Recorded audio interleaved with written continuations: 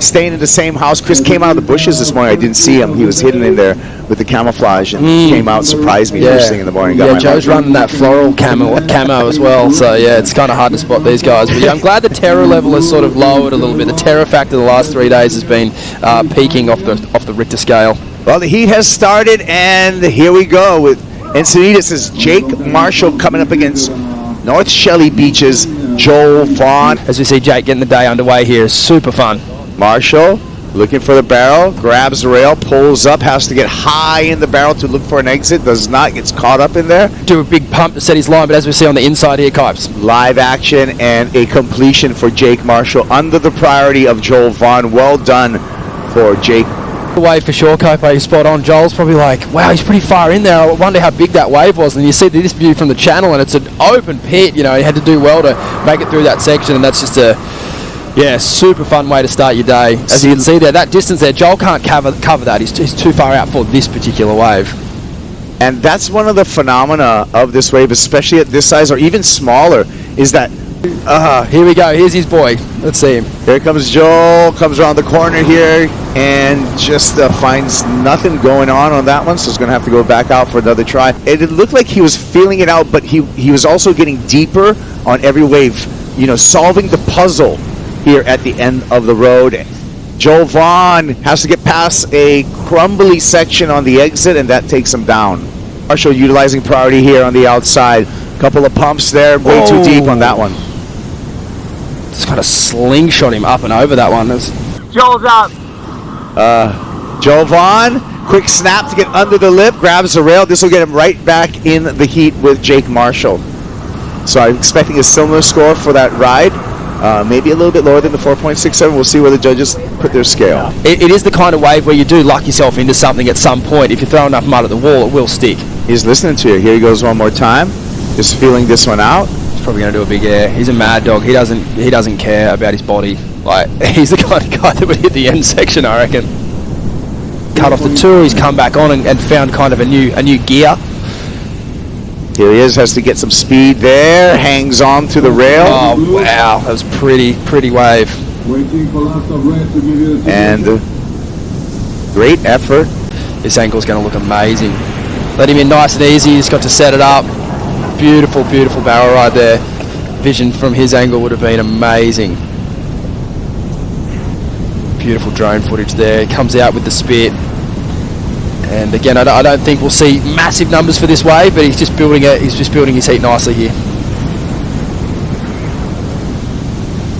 Yeah, slow motion, you can really see how technical that is. Even with that barrel, while it was kind of one of the wider ones, still had to kind of yank up on the rail, alter his line. Here we go with Joel Vaughan right behind him. Joel has to bail as you see that closeout kind of west bowl pinching on that south runner.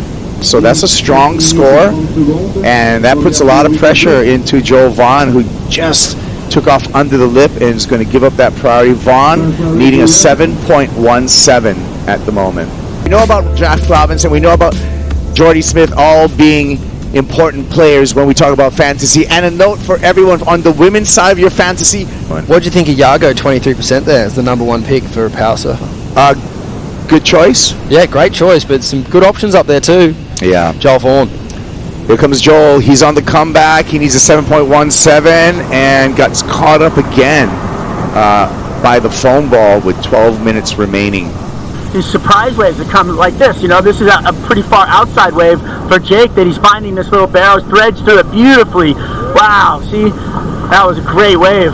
So the vibe is cat and mouse, I'd say, right now. You got some sets coming still, and then you got to get back in on the inside. Oh, look at Joel on this one. Sick! Let's go! Just trying to slow it down. Oh, it's not easy, let me tell you, but these guys, best in the world, they're at it. Herculean performance. Here we go, Jake Marshall. You know, this wave's so interesting to me. Jake's had, you know, that's his 7th ride a few times. And as we see Joel on the second wave of the set there, but he wasn't quite out the back. He kind of had to swing sort of as the wave was already kind of breaking. Guys at the top level, they just know. They just have this innate ability to kind of realize in the moment, like, nah, I got to go this wave. It is the better wave. And Jake was absolutely right in that circumstance. no massive decisions to be made just yet. Like you said, Joel now needs an 8.17, which is a pretty remarkable score at this point in the heat. Oh man, pulls in, pulls up, and pulls out. That was a nice technical barrel ride in that he dropped all the way to the bottom, and then you could see he got yanked up on the rail. He's got a couple of great scores. He can start to kind of have a bit more fun with it, Kipes. This is a sick wave. Amazing drop, rolled straight in, and like what Strider was saying, just like getting on the back of your board and keeping that nose up rather than trying to lean forward and come out. Jake's put his back arm back just slightly, and then hanging on for dear life there to make sure he doesn't get bucked off. Didn't quite.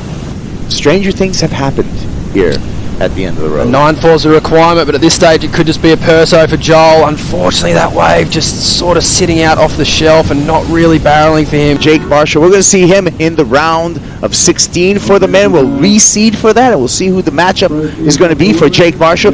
Getting into the women next. Coming up, Isabel Nichols, Bailey Sakura Johnson. Oh, thanks, team. Yep, Encinitas, Jake Marshall. Nothing wrong with waking up early and packing a few tubes before, what, 8 o'clock a.m.? I know, right? It was definitely like yesterday I was getting all psyched to surf, and then just unfortunately like ran out of time before our heat. But I was kind of thinking it actually might be better because it's super clean and it's small, but at least there's a lot of opportunities to find some little barrels out there. But yeah, I haven't surfed this part of the reef in a while, so I was like out there this morning just kind of bobbing around trying to pick my spots, and then I felt like I did a good job of navigating the lineup. So yeah, I was stoked. Kind of a cool moment. I saw you guys hanging out right before the end of the day last night. You and your fellow competitor in that last heat, just having a discussion. What were you guys talking about? Yeah, me and Joel, I think we were both just like, well, we might as well go get a couple waves and practice before tomorrow, because since we've been here, it's just been bombing. So you got to adjust. That's competing and competition. But yeah, Joel said, and it's been cool hanging with him this year. It's his first year, and he's been ripping. And yeah, I don't know, we were just joking around, just like, oh, let's just throw the jersey on, just do it now, But yeah, it was fun, just cool hanging with everyone. And these moments at the end of the year where there's maybe not a ton of pressure, everyone's just kind of enjoying it, trying to find some barrels and have some fun and surf some good heats.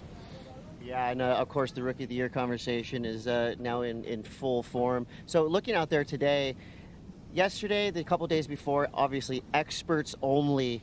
Today is a day that I think a lot of normal surfers, like myself maybe, think about, maybe I could go out there and make it. What are the chances that a mediocre to mid-level surfer could make one of these waves today? Oh, 100%. I mean, today's the day. It's so perfect, but honestly, these days are sometimes a little bit tricky because, oh, there's a set coming now. But you really got to technically ride the barrel a lot more technical on days like today where it's small.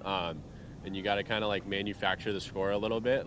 Even if you get a good wave, you can't just beeline it through. Whereas when it's big, you can kind of just point and shoot and get a bomb and not just make the takeoff and go straight and end up getting a big score. And yeah, today you kind of got to be able to maneuver through the barrel and really maximize those scores. And I feel like the best barrel riders, they're able to kind of do both. So I'm just trying to work on that. But yeah, I don't know. It's pretty fun still, and I think everyone would have a good time out there today for sure.